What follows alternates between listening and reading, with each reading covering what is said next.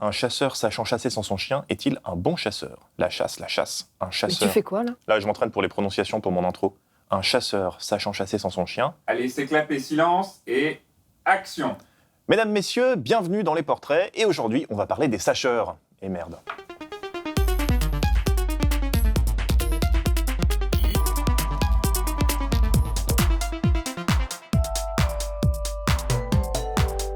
Mesdames, messieurs, bienvenue. Aujourd'hui, on va vous parler des chasseurs, host, les chasseurs. Ça va. Mais pas de n'importe quel chasseur, puisqu'on va vous parler de ceux qui s'engagent en politique, et plus particulièrement de Frédéric Nious. Tocaille ou perdreau ? Perdreau. Pourquoi ? Parce que je le chasse. Et oui, Frédéric Nious est chasseur, il habite dans un petit village à la campagne, et il veut que ça se chasse. Il veut que les gens soient au courant. Je suis élu rural, je suis adjoint au maire de mon village, 560 habitants dans le Béarn. À la mairie, on galère tous les jours pour monter un projet, pour un financement. C'est toujours des économies de bout de chandelle et autres, parce qu'on n'a pas de gros budget. Nious, vous le connaissez peut-être au moins de nom, puisqu'il a été candidat à l'élection présidentielle une fois et demie. Il va se présenter en 2007 et tenter de se présenter en 2012, à chaque fois sous l'étiquette CPNT, Chasse, Pêche, Nature et Tradition, un parti qui avait remporté quelques succès électoraux après sa création en 1989. C'est d'ailleurs en 1989 que CPNT va réaliser un score honorable aux européennes en récoltant plus de 4% des voix. Après d'autres succès au régional et au municipal, le parti réussit à dépasser les 4% lors de l'élection présidentielle de 2002 avec son candidat Jean Saint-Josse. Et donc Nious, c'est le successeur de Saint-Josse, et en 2007, il est là pour donner une image plus jeune au parti. Oui, ce mec, qui est un ancien du RPR, doit donner une image plus jeune. Ah, Danny Wilde. Tellement votre, bien évidemment. Il va mener ses deux campagnes présidentielles en 2007 et en 2012 en ayant un discours anti-européen. On peut pas accepter cette Europe qui fonctionne qu'à coup de délire des technocrates de Bruxelles. Ceux qui décident de votre quotidien sans jamais sortir de leur bureau. Votre quotidien est géré par 36 000 directives. 36 000 sur tout et n'importe quoi. Mais l'Europe, elle a pas autre chose à foutre. Mais le vrai fil conducteur de son discours, c'est qu'il se positionne comme un défenseur de la ruralité. Pourquoi être candidat ? Tout simplement parce qu'il y a une France qui est bâillonnée, cette France des 13 millions de ruraux qui sont toujours oubliés, qui servent de variable d'ajustement. On ferme les services publics, on ferme les écoles. Je me bats d'ailleurs dans mon propre village pour pas qu'on nous ferme l'école puisqu'on nous supprime des postes. C'est un village de 560 habitants. 560 habitants. Vous savez, on n'a pas une déduction fiscale sur notre feuille d'impôt parce qu'on habite dans une zone rurale et qu'on nous ferme tout. Ce qu'il dit, c'est que les gens des campagnes sont des laissés-pour-compte qui payent autant d'impôts que les autres sans avoir autant de services publics. Bon, ça c'est ses thèmes favoris, mais en dehors de l'Europe c'est nul, la ruralité c'est bien, on voit bien qu'il n'y a pas grand-chose. Dès que les journalistes le poussent un peu sur d'autres thèmes, il n'est pas hyper à l'aise. Il y a quelque chose qui est déjà dans votre programme, c'est, je vous cite, le respect de tous et de leur choix de vie, la garantie du choix de vie de tous dans une politique familiale ambitieuse. Donc, c'est quoi la garantie du choix de vie de tous ? Est-ce que c'est le mariage homosexuel, par exemple ? C'est le bien vivre au pays. Le bien vivre au pays, bon, il est contre le mariage homosexuel, quoi. Oui. C'est d'assurer le respect justement de cette Ça, vie c'est sur concret le territoire. comme réponse, C'est la sécurité pour tous. Il y a une insécurité Non, mais je parlais croissante de en milieu politique rural. familiale. Je On n'en parlais de parle politique pas. La familiale. politique familiale, il faut la soutenir, il faut la défendre. Absolument, c'est particulièrement important. Bon, on va pas faire durer le suspense, hein. Frédéric Nious et le CPNT, ils vont pas réussir à retrouver leur score de la fin des années 80 et des années 90. Déjà, en 2007, ils se prennent une tôle. Arlette Laguillet, 1,5, Frédéric Nious, 1,5 également, José Bové, 1% et Gérard Chivardi, 0,5%. Et c'est encore pire en 2012, puisqu'il va même pas obtenir les 500 signatures, c'est pour ça que je vous avais dit qu'il était candidat une fois et demie. Les candidatures de Nious en elles-mêmes, elles sont pas hyper intéressantes. On l'a vu, il est pas très bon et son poids électoral est dérisoire. Mais de toute façon, c'est pas son but à Nious d'être président. CPNT ne cherche pas le pouvoir. Dans le cas de 2007, cette candidature avait été poussée par un certain ministre de l'Intérieur de l'époque. Bonjour, je suis Nicolas Sarkozy. Alors ça peut paraître un peu bizarre, pourtant c'est corroboré par d'anciens proches de Nious, comme on pouvait le lire dans un article de Vice. Pour ceux qui connaissent pas, Vice, c'est un média qui a été cool entre janvier 2015 et février 2017. C'était déjà une candidature complètement artificielle, se souvient Thierry Coste, conseiller politique de la Fédération nationale des chasseurs et ancien directeur de campagne de CPNT. L'UMP lui avait fourni 200 signatures de manière quasi officielle. Et d'ajouter, Frédéric Nious s'était vendu à l'UMP comme une force d'opposition au Front National dans les régions. Sauf qu'il y a fait un score ridicule. Bon, c'est vrai qu'en 2007, Sarkozy il avait réussi à siphonner le FN. Mais c'était pas grâce à Nious, hein. Oui, en même temps, c'est quand même dur de faire le lit du FN quand on n'a ni couverture, ni housse. Réel, ça. Mais pour Sarkozy, il y avait un autre intérêt à cajoler le Fredo, comme on dit. C'est vrai, tout le monde dit ça. Pousser la candidature de Nihous permettait à Sarkozy de s'attirer un électorat très courtisé par la classe politique. Et si nous aimons, c'est parce que c'est si bon. À chaque élection, c'est un enjeu. Qui va récupérer la voix des 1,2 million de chasseurs français? Oui, et après la candidature de Jean Saint-Josse en 2002, le CPNT n'est plus le seul à courir après les chasseurs français. D'autres l'ont bien compris, les chasseurs, c'est un électorat important. Comme le candidat souverainiste Philippe de Villiers, venu les draguer lors d'un forum consacré à la chasse. Je salue les ruraux profonds. Sans oublier Jean-Marie Le Pen, le candidat Front National. Donc toute la droite se met à défendre les chasseurs en 2007, comme quoi le lobbyisme de CPNT a bien fonctionné. De toute façon, c'est comme ça que fonctionne le parti. Il cherche à peser sur les autres pour obtenir des avantages pour les chasseurs. Après eux, ils disent non, on n'est pas le parti de la chasse, mais qu'est-ce qui vous fait dire ça? Pourquoi une candidature des chasseurs? Non, c'est une candidature des ruraux. Voilà, des ruraux, c'est plus des chasseurs. Je suis chasseur, effectivement. Donc, étant le seul candidat, justement, qui est chasseur, je suis le vote utile pour les chasseurs de France. Mais avant d'être chasseur, je suis un citoyen, je suis un père de famille. Ah bah évidemment, pas d'amalgame. C'est pas parce que le nom de son parti commence par le mot chasse que c'est le parti des chasseurs. On doit surinterpréter, je pense, ça doit être ça. Cette stratégie de lobbying ne s'arrête pas en 2007. Regardez-le, là on est en 2010 pour les régionales et CPNT s'allie avec la droite. Ils voulaient notre soutien, nous on voulait faire aboutir un certain nombre de choses sur des dossiers phares en matière de ruralité, en matière d'agriculture, en matière de chasse aussi. Oui, aussi, peut-être surtout même. Le CPNT il parle beaucoup de chasse, un peu de tradition, presque pas de pêche et pas du tout de nature. D'ailleurs ils l'ont ajouté après le nature dans leur sigle. Sinon l'acronyme ça faisait CPT. DR. En 2012, c'est encore plus flagrant, puisque Nihous s'est rallié à Sarkozy après avoir échoué à récolter les 500 signatures. Et en échange de ce ralliement, Sarkozy a écrit une jolie lettre en soutien aux chasseurs et en rappelant tout ce qu'il avait fait pour eux. De la chasse accompagnée à la diminution du prix du premier permis, en passant par l'instauration du guichet unique qui simplifie la vie de tous les chasseurs, nous avons entendu faciliter l'accès à la chasse qui doit rester démocratique et populaire. Bon, donc Nihous c'était une candidature de lobbying, inféodée à la droite, ok. Mais il reste une question, qu'est-ce qu'ils ont tous avec les chasseurs? Bah oui, la chasse, c'est même pas le loisir le plus pratiqué en France. Et pourtant, on voit pas de partie des footballeurs, des rugbymen ou de l'équitation. Le cheval, ça m'a pris très tôt. Le cheval, je trouvais trop beau d'aller au galop. Alors qu'est-ce qui fait que les chasseurs ont pu prendre autant de place? Bah attends, mais c'est quand même les premiers écologistes de France. C'est aussi un sentiment plus fort, celui de se reconnecter à la nature.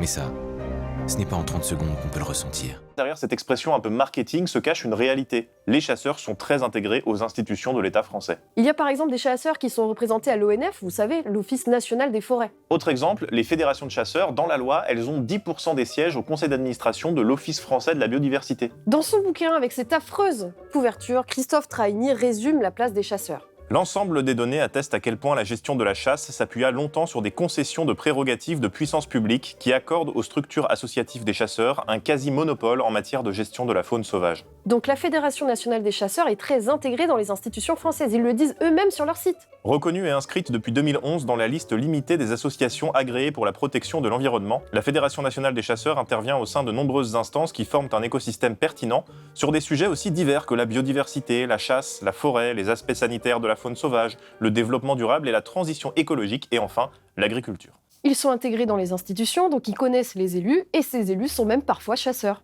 Il suffit de regarder la liste des députés et sénateurs membres du groupe d'études Chasse et Pêche qui vise à promouvoir et défendre la chasse pour se rendre compte de la place occupée par ce loisir dans notre monde politique. Ils sont quand même 89. À titre de comparaison, dans le groupe pour lutter contre les LGBTQI-phobies, ils sont 33. Et dans précarité, pauvreté, non-recours aux droits et sans-abri, ils sont 27.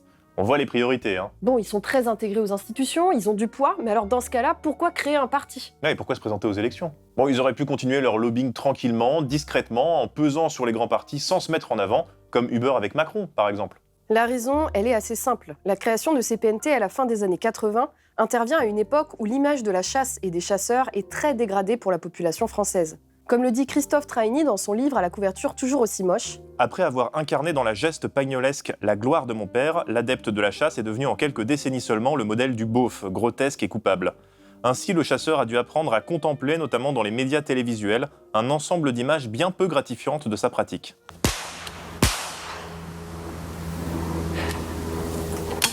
Christophe Traini poursuit. Durant les années 1980, le chasseur fut souvent présenté sous les traits d'une brute épaisse, qui, la gibecière pleine de canettes de bière, arpente les sous-bois afin de cribler de plomb le plus petit souffle de vie sauvage. Non, bon, c'est l'accident bête, quoi. Je croyais que c'était une camionnette cendrée, je tire, c'était ma chienne. Donc cette expérience partisane, c'était un moyen de redorer leur image. Bon, ça n'a pas vraiment marché, hein, l'image du chasseur, elle est pas bien meilleure aujourd'hui. Alors on veut faire passer le taux d'alcoolémie de 0,5 à 12. Mais la création de ces PNT, c'est aussi la réaction à l'émergence d'une autre force qui est détestée par les chasseurs, les écolos. Ah mais ça, les chasseurs, ils peuvent pas blairer les verts. Hein. Nous, les ruraux, on vit leur diktat et leur délire un petit peu monomaniaque sur l'écologie. Ce sont des bobos qui viennent des centres-villes et qui ne connaissent rien vous savez, à la nature ni à la campagne. Quand Dominique Voynet ou Yves Cochet viennent nous expliquer comment on doit vivre dans la ruralité alors que l'une est élue en Seine-Saint-Denis, l'autre est élue de Paris. Et encore ça, c'est politiquement correct. Mais dans le bouquin de Traini, qui a fait des entretiens avec les chasseurs, il y a carrément un tableau pour lister les termes qu'ils utilisent pour parler des écolos. Les Khmers verts, l'écologie de trottoir, la boulimie escrologiste ou encore des opposants hystériques au service d'une dictature verte. Pourtant c'est bizarre, chasseurs et écolos prétendent tous les deux défendre la nature. Alors pourquoi tant de haine, demande-je avec une fausse naïveté. Alors ça a des explications sociologiques et politiques. Politiquement, vous l'avez peut-être déjà entendu, les chasseurs se présentent comme les premiers écologistes de France. Ils justifient cette étiquette en affirmant effectuer un travail de régulation de la faune, par exemple en tuant les espèces invasives. Ils sont aussi impliqués dans la protection des cultures des agriculteurs, en se débarrassant du grand gibier qui détruit les récoltes.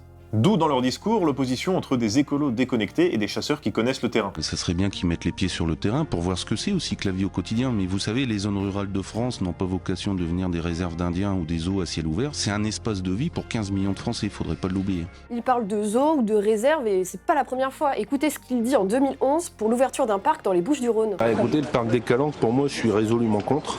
Pour une raison toute simple, c'est que c'est une confiscation et une collectivisation de la nature. C'est un peu l'école cause de la nature et en plus, c'est l'instauration d'une dictature locale. Globalement, ces PNT vont se dresser contre toutes les mesures de protection et de sanctuarisation de la nature. Ils vont notamment être horrifiés par le projet de réseau Natura 2000 qui rassemble les sites naturels protégés au niveau de l'Union européenne. Déjà qu'ils aiment ni l'Europe ni les parcs, alors les deux en même temps, bon. Cette réaction épidermique liée au parc naturel, elle vient du rejet de la vision de la nature portée selon eux par les écolos et les néo-ruraux. La campagne des néo-ruraux est avant tout une réserve de paysages. Un ensemble de territoires érigés en objets de contemplation dont les valeurs esthétiques sont directement indexées sur leur virginité supposée. On recherche alors la jouissance qui consiste à contempler à distance une nature inaltérée par la main de l'homme. Pour les urbains et les partis écologistes implantés en ville, la nature serait quelque chose de distinct de l'espèce humaine, un patrimoine à protéger. Et ça, c'est le contraire de la vision des chasseurs qui se considèrent comme des acteurs de cet environnement. Tenez, dans le livre, il y en a un qui explique que les écolos ne comprennent rien et que leur vision de la nature consiste à, je cite, « regarder une buse bouffer ton poulailler ». L'écologie, elle ne se fera pas sans et contre ceux qui vont la vivre au quotidien. Il faut prendre en compte cette dimension-là. Une écologie contemplative où on marche qu'à coup de restrictions, je le répète, de sanctions, ça ne peut pas fonctionner. Il y a un rejet par rapport à ça. Eux, les chasseurs, ils ont les mains dans le cambouis. Contrairement aux écologistes des villes, eux, ils sont sur le terrain. Ils savent utiliser les ressources qui sont mises à leur disposition. Et ils vivent sur place. Enfin, ils vivent sur place. Pas toujours.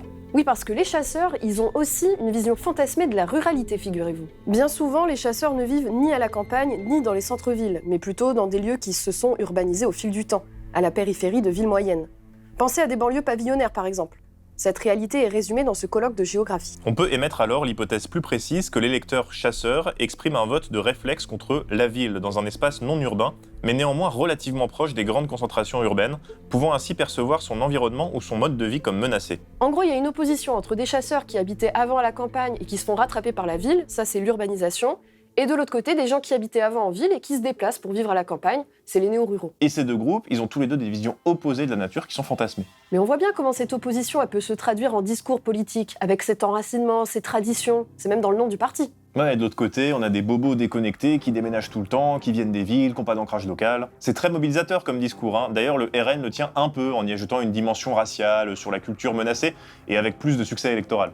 Le vote Marine Le Pen est un vote qui est d'autant plus fort qu'il est loin du centre urbain. En tendance, plus on s'éloigne, plus le vote FN augmente jusqu'à atteindre un pic, si vous voulez, dans une zone de 30 à 50 km des grandes métropoles. Alors c'est le cas pour Paris, mais aussi ailleurs, et puis après de redescendre un petit peu. Vous voyez, c'est les mêmes zones que là où on trouve les chasseurs. Éloignés des villes, mais pas trop. Parce que si on est trop loin, on se sent pas mis en danger par les urbains. Oui, parce que c'est ça que le vote CPNT indique aussi, une peur de perdre son mode de vie. Un mode de vie très communautaire, ancré dans des valeurs virilistes. Pour les chasseurs, la cabane de chasse, c'est le lieu où les hommes se retrouvent après le travail. Mais pas n'importe quels hommes, ceux qui ont toujours vécu et grandi au même endroit et qui se sentent relégués. C'est aussi de ces personnes dont parle Benoît Coquart dans son livre Ceux qui restent, consacré aux espaces ruraux en déclin. Mais d'un autre côté, on a en fait toute une France rurale qui perd en population, qui se situe plus exactement du côté des régions anciennement industrialisées, qui sont essentiellement peuplées par ce qu'on appelle en sociologie les classes populaires. C'est des ouvriers, des employés qui sont les descendants en fait aussi des ouvriers industriels qui ne sont plus là évidemment. Ce que montre la sociologie électorale, c'est qu'on a d'un côté des électeurs d'Europe Écologie Les Verts, plus diplômés que la moyenne française, qui déménagent régulièrement, qui sont plus urbains, sans attache locale forte, et de l'autre des chasseurs qui vivent dans un entre-soi important. Et qui déménagent peu, parce que c'est pas à la portée de tout le monde. C'est un clivage plus vaste qui apparaît. Il oppose les citoyens qui maîtrisent leur mobilité à ceux qui la subissent. Un vote nomade à un vote enraciné. Un vote individualiste à un vote communautaire. Mais si CPNT a bidé, c'est peut-être parce que la ruralité mérite mieux que des discours qui se concentrent uniquement sur la chasse ou sur des pratiques minoritaires. Avec News, les combats de coqs, on les interdit ou pas? On les interdit pas, c'est ma culture. Je sais, c'est pour ça que je vous pose la question. La chasse, c'est une pratique minoritaire, malgré le poids de leur lobby. On est passé de 2 millions de pratiquants dans les années 70 à 1,2 million aujourd'hui. Même si ça reste un loisir pratiqué par les classes populaires, c'est de moins en moins le cas, et 45% des chasseurs sont inactifs, donc essentiellement des retraités. Les rares succès électoraux de CPNT se sont vus à des endroits où la pratique de la chasse est importante, comme l'Aquitaine ou la Somme. Mais avoir le vote d'une partie des chasseurs, ça fait pas une élection. Et ce n'est pas News qui récolte les suffrages dans les régions délaissées qu'il prétend représenter. Ceux qui restent, qui sont abandonnés par l'État et qui ont l'impression que leur mode de vie sont menacés, ils votent pour d'autres candidats ou candidates. C'est ici la France, c'est pas les succursales de Bruxelles, c'est ici la France. Des discours à la News, à la Lassalle ou même à la Roussel, sur des traditions très figées dans le temps, c'est pas très porteur électoralement. Et franchement, Mabrouk, vous allez pas me parler du sexe des escalopes quand même. Ces discours, ils évacuent la complexité de cette France qui est désindustrialisée et en déclin. Oui, un parti de niche, un parti corporatiste comme CPNT ne représente qu'un aspect de la ruralité. Et il masque tout un ensemble d'autres pratiques et d'autres façons de vivre la ruralité. L'erreur de CPNT, ça a été de promouvoir une vision unique de la ruralité, derrière le prisme de la chasse. Alors oui, ok, les chasseurs ont du poids politiquement. Mais la plupart des gens qui ont grandi à la campagne ne pratiquent pas la chasse. Et leurs enjeux au quotidien, c'est pas la défense de la ruralité et d'un mode de vie, mais plutôt d'avoir du pouvoir d'achat et du travail. D'autant plus qu'on est dans des milieux où le travail est extrêmement valorisé. On m'a dit « celui qui ne travaille pas ne vaut rien », c'est revenu plusieurs fois. Moi, je trouve cette phrase très forte parce qu'elle est à la fois intériorisée par ceux qui ont du travail et ceux qui n'en ont pas. Et c'est bien l'extrême droite qui a compris cette peur du déclin. Elle l'a compris en jouant sur une concurrence avec les immigrés qui auraient droit à des avantages auxquels les ruraux laissés pour compte n'auraient pas accès. Tout à l'heure, vous me parlez du vote extrême droite. Oui, mais c'est aussi ça, c'est de dire, en me réclamant d'un discours politique qui fustige les dits assistés, etc., je me mets du côté de ceux qui ne le sont pas. Oui, parce que News aussi, il n'a pas trop considéré le fait que les gens sont racistes. Non, mais c'est un peu brutal, mais il faut le dire. Oui, parce qu'en 2007, News y défendait même un peu les banlieues en disant qu'elles aussi étaient laissées pour compte. De la ruralité jusqu'au quartier, on doit avoir un vaste élan de solidarité, on doit se serrer les coudes pour tous s'en sortir. À ce moment-là, Frédéric News, il tente un peu la ligne de l'union des quartiers avec la France périphérique. Mais ça n'a pas fonctionné et il a vite arrêté. Ce qui a marché depuis 2002 et jusqu'à aujourd'hui, quand on s'adresse aux ruraux, c'est de jouer sur la peur de l'autre. Encore une fois, on vous renvoie aux résultats du RN en dehors des villes. Le chercheur Félicien Faury, interrogé par Fabien Escalona pour Mediapart, ne dit pas autre chose.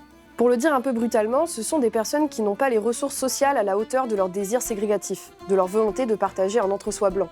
De ce point de vue, ces électeurs sont dans une position de dominant-dominé, qui va leur rendre d'autant plus séduisants les discours qui promettent de durcir les frontières de l'ordre racial. C'est un peu complexe, mais pour ce chercheur, ce qui mobilise l'électorat d'extrême droite, c'est une volonté de rester entre blancs qu'ils n'ont pas les moyens de rendre effective. Les discours un peu idéalisés sur la ruralité semblent bien loin de ces considérations. Il n'y a pas de résultats électoraux, c'est pas porteur. Hein, Fabien Roussel? Alors non, tout le monde n'est pas raciste et d'extrême droite à la campagne, heureusement. Mais on vous a expliqué au début de l'épisode que la candidature de News avait été permise par Sarkozy justement pour séduire cet électorat-là. Mais le discours sur les villes multiculturelles face aux campagnes enracinées, on voit très bien comment est-ce qu'on peut en faire un discours politique d'extrême droite raciste. Alors on va dans les banlieues, on va dans d'autres banlieues, on va dans d'autres banlieues, mais la France, c'est pas la banlieue. La France, c'est la campagne d'abord, je vous signale. Alors on fait quoi? On laisse les campagnes à Le Pen?